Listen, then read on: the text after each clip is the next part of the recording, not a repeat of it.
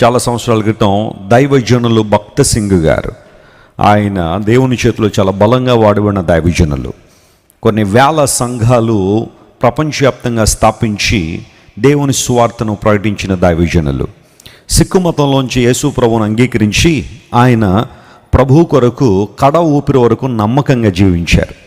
యేసు ప్రభువుని ఆయన అంగీకరించినందుకు చాలా వదులుకోవాల్సి వచ్చింది ఆయన. కానీ వాటన్నిటినీ లెక్క చేయకుండా అవన్నీ దేవుని కొరకు తృణప్రాయంగా ఎంచుకొని ప్రభువును మాత్రమే ముందు పెట్టుకుని అద్భుతమైన సేవ ఆయన చేశారు. పరలోకపు పిలుపు ఆయనకు అందేంత వరకు కూడా దేవుని సేవలో నమ్మకంగా ఆయన కొనసాగారు. అంటే కొన్ని సంవత్సరాలు ఆయన కోమాలో ఉన్నారనుకోండి, అయితే కోమాలోనికి వెళ్ళడానికి ముందు వరకు కూడా ప్రభు సేవలో చాలా చక్కగా కొనసాగారు. ప్రార్థన అంటే ఏంటో, ప్రార్థన చేయడం అంటే ఏంటో ఆయన ప్రసంగాల్లో అనేక సార్లు సంఘానికి ఆయన తెలియచేస్తూ, ఆయన కూడా ఒక చక్కని మాదిరి మోకాళ్ళ ప్రార్థన, అంత వయసులో కూడా వృద్ధాప్యంలోకి వచ్చి కూడా ప్రార్థన అనగానే మోకాళ్ళు వేసే దైవజనుడు భక్త్ సింగ్ గారు. ఆయన ఒకసారి ఓ ప్రాంతానికి దేవుని వాక్యం చెప్పడానికి వెళ్ళారట. వాక్యం అంతా అయిపోయిన తర్వాత దేవుని సువార్త అక్కడ అందించి అనేక మంది కోసం ప్రార్థన చేసి ఆయన మరలా హైదరాబాద్ వచ్చేసేయాలి. ఆదివారం దేవుని మందిరంలో పాల్గొనడానికి రావాలి. అయితే ఆయన ఆ రోజున ఆ ప్రాంతానికి వెళ్ళినప్పుడు దేవుని సువార్త చెప్పిన తర్వాత తిరుగు ప్రయాణం అయ్యారు. కానీ ఆయన ఆ ఊరు నుండి హైదరాబాద్ వెళ్ళడానికి ఆయన దగ్గర ఛార్జీలు లేవు, దారి ఖర్చులు లేవు.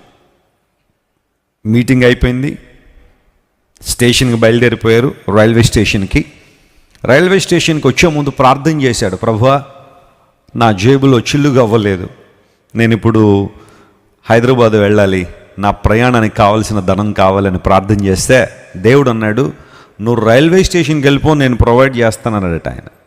ఆ మాట నమ్మడానికి చాలా విశ్వాసం అవసరం. నేను రైల్వే స్టేషన్కి వెళ్ళిపోతే ఎవరిస్తారు నాయన, అక్కడ నాకు కానుక ఎవరిస్తారు, లేదా ఎవరు నన్ను సపోర్ట్ చేస్తారు? ఊరికనే ట్రైన్లో ప్రయాణం చేయకూడదు కదా, టికెట్ లేకుండా ట్రైన్లో ప్రయాణం చేయడం నేరం.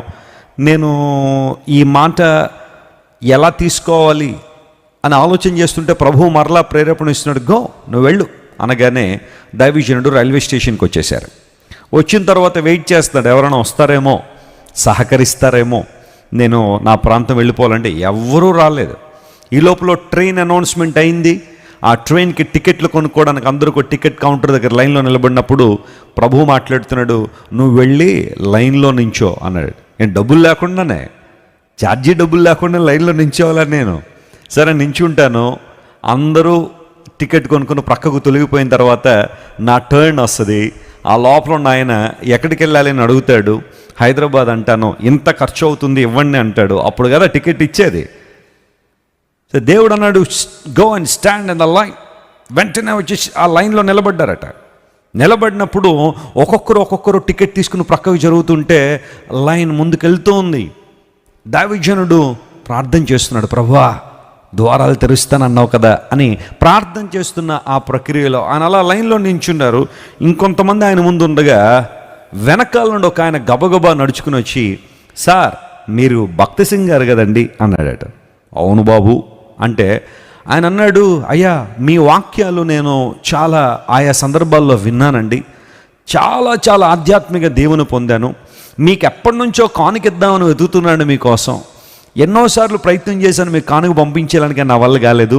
ఈరోజు మీరు ఇలా కనబడడం నాకు చాలా సంతోషంగా ఉందండి, మీకు ఏం అభ్యంతరం లేకపోతే ఇప్పుడు కానుక ఇస్తాను, ఏమన్నా తీసుకుంటారా అని అడిగాడు.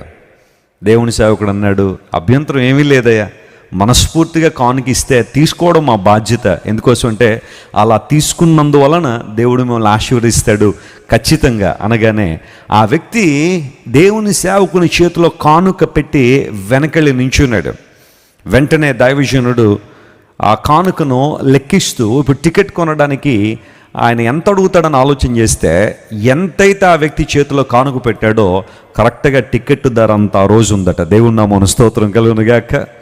దేవుడు మన అవసరాలు తీరుస్తాడు అనడానికి ఇది గొప్ప ఉదాహరణ. ఇలాంటి ఎన్నో సంఘటనలు ఆ దైవజనుని జీవితంలోంచి మనం చదవచ్చు. ఆయన మాత్రమే కాదు, దేవుని మీద ఆధారపడి దేవుని సేవ చేసిన దైవజనుల జీవితాల్లో ఇలాంటి ఎన్నో అనుభవాలు ఈ రోజున ప్రభువును ఆరాధిస్తున్న మనందరికీ కూడా, ప్రభువును వెంబడిస్తున్న మనందరికీ కూడా ఓ గొప్ప స్ఫూర్తిని మరియు ప్రేరణ అందిస్తున్నాయి.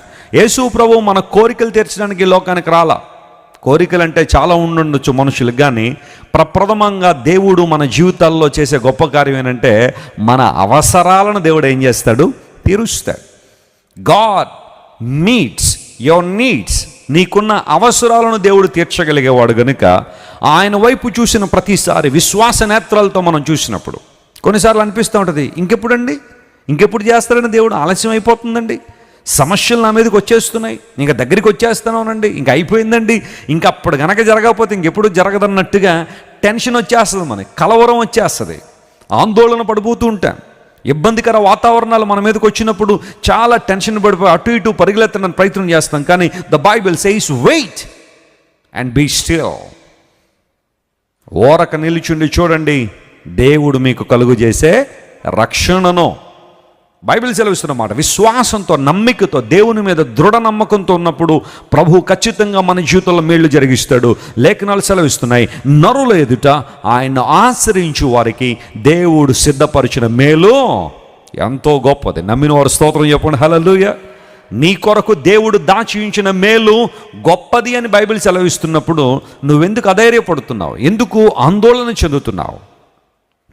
Don't worry about anything, be anxious for nothing. దేని గురించి మీరు చింతపడద్దని లేఖనాలు సెలవిస్తున్నాయి. ఆ దైవజనుని జీవితంలో ఆ రోజు దేవుడు చేసిన అద్భుతం ఈ రోజుకి మనకు స్ఫూర్తినిస్తూనే ఉంది. దేవుని వైపు వినమ్రతతో, వినయంతో, భయభక్తులతో, భక్తి శ్రద్ధలతో దేవుని వైపు చూచిన ఏ ఒక్కరిని కూడా దేవుడు ఏనాడు ఏం చేయలేదు? విడిచిపెట్టలేదు. లేఖనాలు